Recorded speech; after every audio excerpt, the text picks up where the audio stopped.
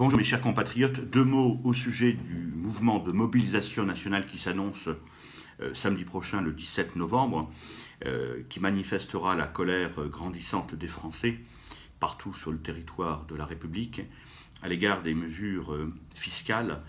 prises par le gouvernement Macron et notamment les dernières taxes appliquées sur les carburants. Je crois nécessaire de nous associer tous à ce mouvement qui prend de plus en plus d'ampleur, car nous sentons bien que cette mesure fiscale, qui vient d'ailleurs après d'autres mesures confiscatoires, les hausses de réparation automobile, les hausses de péage qui s'annoncent, les hausses du coût des réparations, des contrôles techniques, nous voyons bien que tout ce qui a trait aux véhicules automobiles aujourd'hui fait l'objet de la part de ce gouvernement et de certaines sociétés autoroutières privées d'un désir, au fond, de plumer les Français et de profiter d'une rente de situation financière et fiscale pour abonder les caisses de l'État qui sont passablement vides en raison de choix contestables et aussi en raison de contraintes budgétaires qui nous viennent directement de Bruxelles.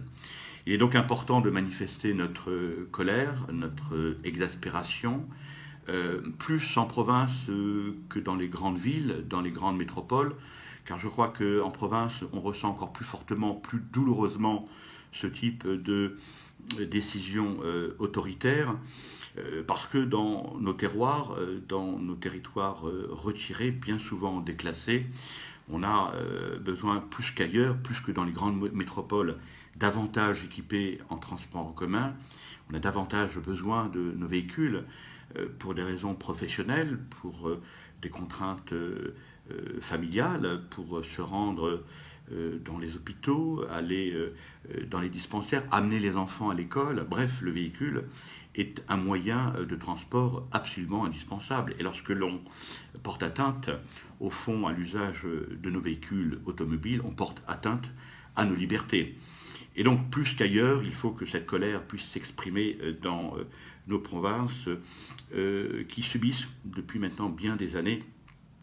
des mesures extrêmement pénalisantes, surtout depuis la réforme territoriale qui est venue privilégier les grandes métropoles au détriment des petites collectivités. Et on sent bien que cette souffrance dans nos terroirs ne cesse de s'amplifier,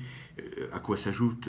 la volonté de l'État de tailler d'année en année encore plus dans les dotations allouées aux collectivités locales et singulièrement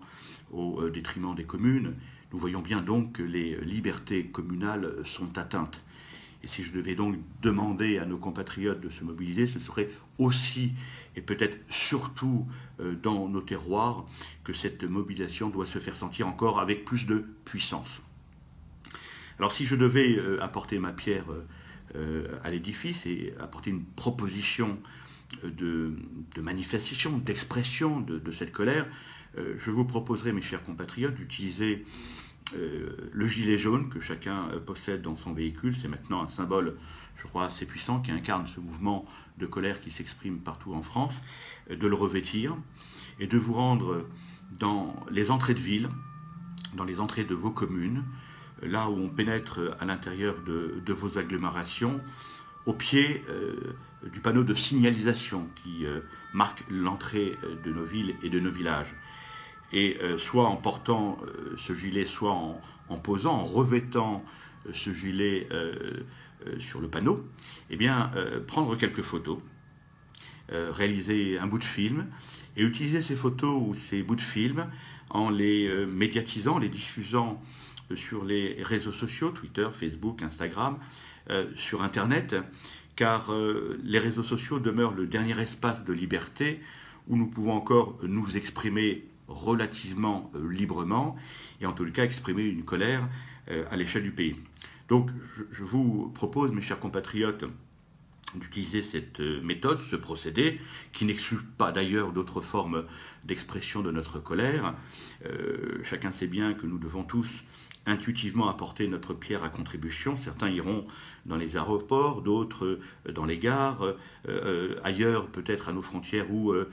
au pied des péages autoroutiers. Chacun exprimera sa colère comme bon lui semble, mais en tout cas, il nous faut tous ensemble, collectivement, nous mobiliser et marquer très fortement notre colère, notre indignation,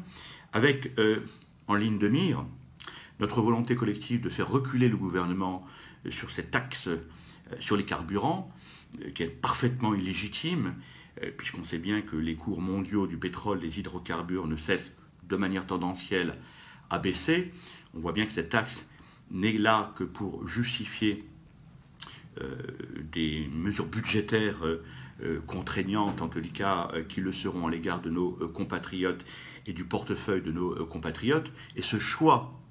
de gouvernement, ce choix précis budgétaire, nous le refusons, nous le dénonçons. Et par conséquent, nous devons nous mobiliser le 17 novembre prochain, toute la journée du 17 novembre, pour faire reculer le gouvernement et l'inviter par notre colère et notre indignation à comprendre que le pays n'acceptera pas cette mesure, comme d'autres d'ailleurs qui viennent mettre dans la gêne et dans la peine financière les Français, les classes moyennes et nos compatriotes les plus déshérités. Et je crois qu'en nous exprimant tous collectivement et fortement, nous parviendrons à le faire reculer. Donc rendez-vous le samedi 17 novembre, partout où cela est possible, avec votre gilet jaune, et